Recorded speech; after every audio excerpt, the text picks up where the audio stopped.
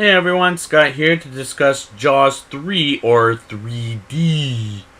Starring Dennis Quaid, Bess Armstrong, Louis Gossett Jr., Simon Corkindale, John Pooch, Leah Thompson, and P.H. Moriarty, and directed by Joe Alves.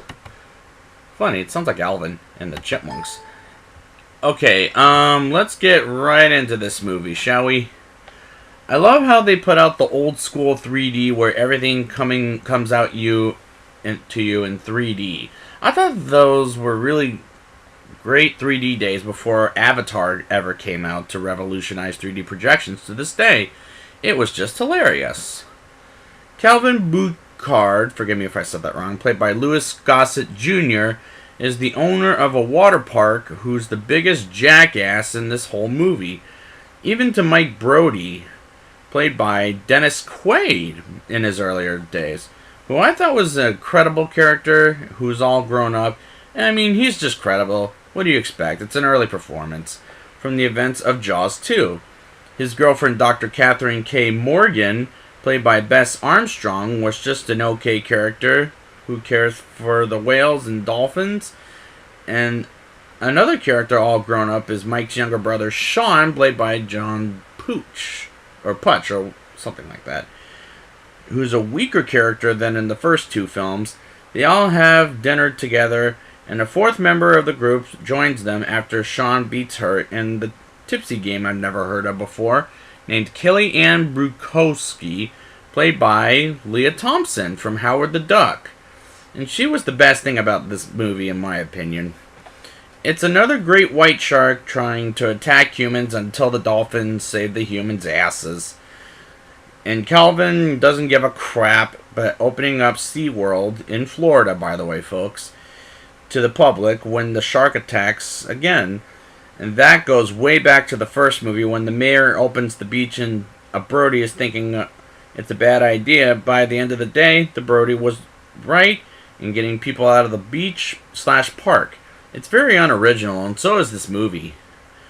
They open the park, and Calvin gets rich despite the great white shark dies.